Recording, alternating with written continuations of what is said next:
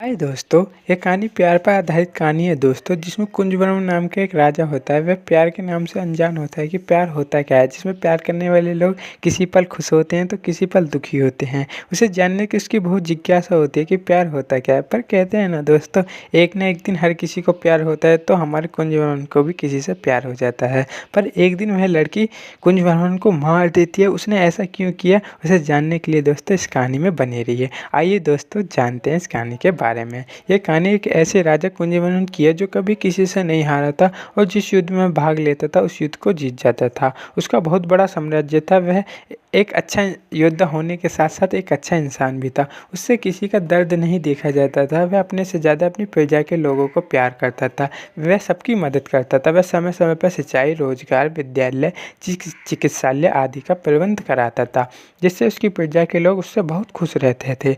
एक दिन कुंजवर्मन की माता अभिलाषा देवी को यह समाचार मिलता है कि कुंजवर्मन का पहाड़ी से गिरकर देहांत हो गया है। कुंजवर्मन के अंतिम समय में उसकी प्रेमिका इंदुमती उसके साथ ही थी। वह सबको बताती है कि हम दोनों अकेले घूमने पहाड़ी इलाके में गए थे, जहाँ उस पर शेर अचानक हमला कर देता है। जिसे देखकर कुंज मेरी जान बचाने के लिए उस शेर से भिड़ जाते हैं और जिससे लड़ाई के दौरान कुंज और शेर पहाड़ी से गिर जाते हैं। इंदुमती बहुत घायल हुई होती है, जिसे देखकर कुंजवर्मन की माँ उसे इलाज के लिए राजवैद्य के पास भेज देती है और अपने पुत्र के वियोग में रोने लगती है। कुछ समय बीतने के बाद एक दिन कुंजवर्मन की माँ सभा में परेशान बैठी होती है, जिसे देखकर राज्य के प्रधानमंत्री महारानी साहिबा से उनके परेशान होने का कारण पूछते हैं। आप परेशान क्यों हो? महारानी साहिबा कहती है कि इस राज्य को अब कौन संभालेगा। जो राजा कभी हमसे आंख भी नहीं मिलाते थे, आज वही हमें आए दिन युद्ध के लिए ललकारते हैं। प्रधानमंत्री महारानी साहिबा से कहते हैं कि आप अपनी बहन के पुत्र रविंदर सिंह को राजा बना दो, क्योंकि कोई और इस परिवार का पुत्र नहीं है। सबकी बात सुनने के बाद कुंजवर्मन की माँ अपनी बहन के पुत्र रविंदर सिंह को राजा बना देती है और उसका विवाह इंदुमती के साथ हो जाता है। कुछ समय बीतने के बाद वह कुंजवर्मन की बनाई गई सभी योजनाओं को निरस्त कर देता है और प्रजा पर भारी कर लगा देता है। वह समय समय पर प्रजा का शोषण करता रहता था, जिससे उसकी प्रजा के लोग उससे बहुत परेशान रहते थे। वहीं दूसरी ओर जंगल से गुजरते हुए श्रोता नाम के वैद्य पंडित को नदी में बुरी तरह से घायल एक व्यक्ति पड़ा हुआ दिखता है। वह उसके पास जाते हैं और उसको देखते हैं। उसकी सांसें चल रही होती है। वह उसको अपने साथ घर ले जाते हैं और उसका इलाज करते हैं। कई महीने बीतने के बाद जब उसको होश आता है तो वह सब कुछ भूल चुका होता है कि वह कौन है। अपने बारे में श्रोता पंडित से पूछता है कि वह कौन है और कुछ याद न आने के कारण रोने लगता है। उसकी हालत को देखते हुए श्रोता पंडित उससे कहते हैं कि तुम मेरे बड़े पुत्र केशव हो और यह तुम्हारा छोटा भाई नट्ठूलाल है। वह अपनी माता के बारे में पूछता है कि माँ कहाँ है, तो श्रोता पंडित उससे कहते हैं कि तुम्हारी माँ कुछ वर्ष पहले बीमारी के कारण चल बसी थी। बस हम 3 ही लोग हैं। कुछ दिनों में ही केशव उन सभी में ऐसे घुल मिल जाता है कि मानो पहले से ही उन्हीं का हिस्सा हो। केशव वहाँ पर भी लोगों की सहायता करता है और अपनों से बड़ों का आदर सम्मान करता है, जिसे देखकर श्रोता पंडित के दोस्त रामू की बेटी सरस्वती को केशव मन ही मन पसंद आने लगता है।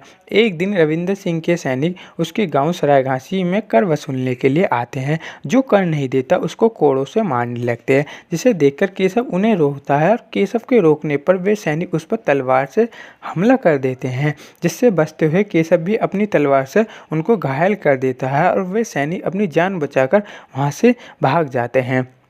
जब रविंदर को यह समाचार मिलता है कि उसके सैनिकों को कर मांगने पर एक साधारण से व्यक्ति ने घायल कर दिया है, तो वह क्रोध से भर जाता है और अपने सेनापति सांगा सिंह को उससे पकड़ने के लिए उस गांव में भेज देता है। जब यह समाचार श्रोता पंडित को मिलता है कि केशव को पकड़ने के लिए सेनापति सांगा सिंह बहुत बड़ी सेना के साथ केशव को पकड़ने के लिए आ रहा है, तो वह केशव को उस गाँव से जाने के लिए कहते हैं। केशव जाने से मना कर देता है कि मैं तुम सबको अकेला छोड़कर नहीं जाऊँगा। श्रोता पंडित उससे कहते हैं कि अगर केशव तुम नहीं जाओगे तो तुम मेरा मरा मुंह देखोगे। अपने पिता की कसम देने के कारण केशव गांव को छोड़कर चला जाता है। कुछ समय बाद वहां सेनापति सांगा सिंह अपनी सेना के साथ उसके गांव सरायघासी में आ जाता है और वह केशव का परिचय पूछता है कि केशव कहाँ है।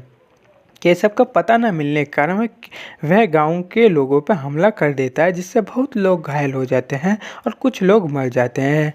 इस बीच सेनापति सांगा सिंह उसके पिता व भाई को पकड़कर ले जाते हुए गांव वालों को चेतावनी देता है कि केशव को बता देना कि अपने पिता व भाई को बचाना चाहता है तो राजमहल आ जाए कल सुबह तक, अन्यथा तुम्हारे पिता व भाई को फांसी पर चढ़ा दिया जाएगा। सेनापति के जाने के बाद सरस्वती केशव को ढूंढने के लिए निकल जाती है और जब उसको केशव मिल जाता है तो वह केशव को सब कुछ बता देती है कि सेनापति सांगा सिंह ने हमारे गांव पर हमला करके तुम्हारे पिता व भाई को जबरदस्ती उठा ले गया है और तुम्हारे कल सुबह तक राजमहल में ना पहुंचने पर उन्हें फांसी पर चढ़ा दिया जाएगा। वह रात्रि के समय राजमहल में पहुंचता है और चुपके चुपके अपने पिता और भाई को ढूंढता है, जिससे सैनिकों को पता न चले।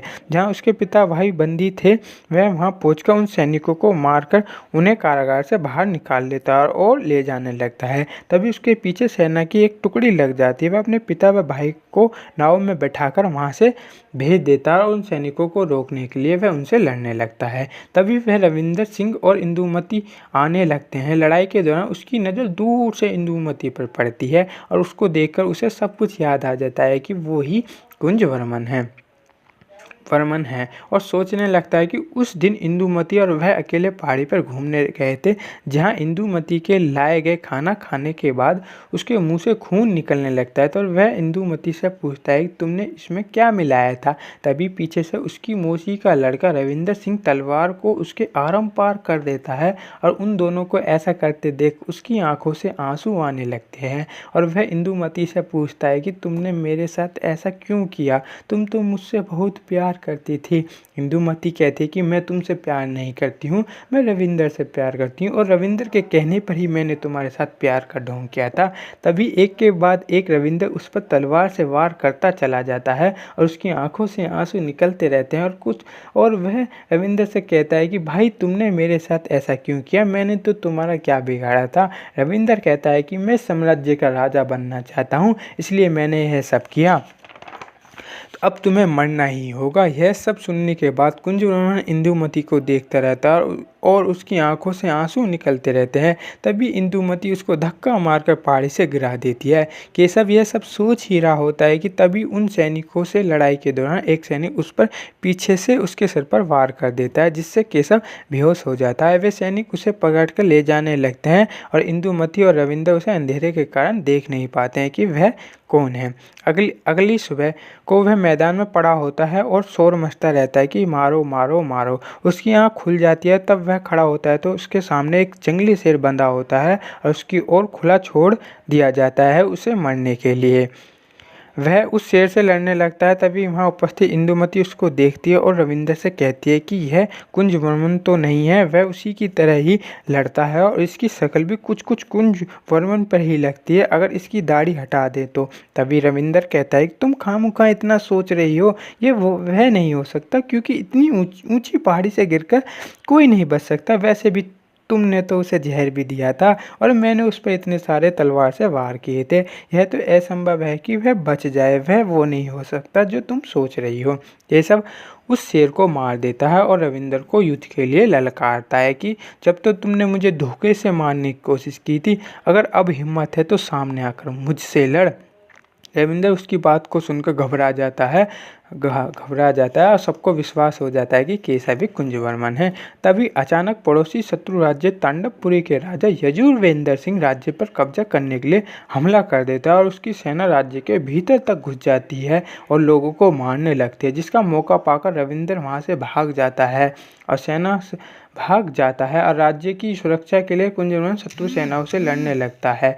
उसको लड़ता देख उसकी प्रजा के लोग वह सेना शत्रु को मुंह तोड़ जवाब देने लगती है। वहीं दूसरी ओर केशव की सहायता के लिए सरायघाटी के लोग और उसके पिता भाई और सरस्वती भी युद्ध में कूद पड़ते हैं। चारों ओर से हमला होता देख शत्रु सेना का मनोबल टूटने लगता है और एक के बाद एक उनकी सेना के शक्तिशाली लोग मरते जाते हैं। तभी वहाँ शत्रु सेना इंदुमती को चारों तरफ से घेर लेती है और वह रविंदर को देखकर उसे बचाने के लिए कहती है। रविंदर अपनी जान बचाने के लिए उसे अकेला छोड़कर चला जाता है और वे सैनिक उसे मारने वाले ही थे। तभी वहाँ कुंजवर्मन आ जाता है और उन सैनिकों को मारने लगता है, जिसमें से एक सैनिक इंदुमती की तरफ तीर छोड़ देता है और कुंजवर्मन कुंजवर्मन उसे बचाने के लिए उस तीर के सामने आ जाता है, जिससे तीर उसके छाती में घुस जाता है और वह क्रोध से भर जाता है और उस तीर को निकालकर अपने पास उपस्थित सभी सैनिकों को मार देता है। इंदुमती आंखों में आंसू भरकर कुंजवर्मन से कहती है, जिससे मैं इतना प्यार करती थी उसके लिए मैंने तुम्हें धोखा दिया।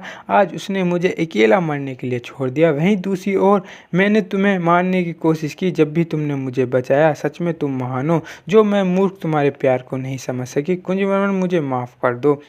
कुंजवर्मन कहता है कि मैंने तुम्हें माफ़ कर दिया है और वह शत्रु सेनाओं से लड़ने के लिए वहां से चला जाता है। रविंद्र अपनी जान बचाने के लिए शत्रु सेना के राजा यजुवेंद्र सिंह की तरफ मित्रता का हाथ बढ़ाने के लिए चला जाता है और यजुवेंद्र उसकी मित्रता को स्वीकार कर लेता है और वह उससे राज्य के भीतर गुप्त मार्ग को जानने लगता है। रविंद्र गुप्त मार्ग से शत्रु सेना के साथ राज्य के भीतर घुसकर हमला कर देता है और वह कुंजवर्मन की प्रेमिका सरस्वती को अकेला लड़ता देख उस पर पीछे से भाले से वार कर देता है, जिसे देख इंदुमती सामने आ जाती है और उसके भाला आरंपार हो जाता है। कुंजवर्मन यह सब देखकर क्रोध से भर जाता है और लड़ाई के दौरान वहां पहुंचकर रविंद्र से लड़ने लगता है और अंत में वह रविंद्र की गर्दन काट देता है। जब वह घायल इंदुमती के पास जाता है तो उसकी आंखों से आंसू बह निकलते हैं। उसको देखकर इंदुमती उससे माफ़ी मांगती है कि जो कुछ मैंने तुम्हारे साथ किया, हो सके तो मुझे माफ़ कर देना और मैं तुम्हारे प्यार को नहीं समझ सकी, और वह दम तोड़ देती है।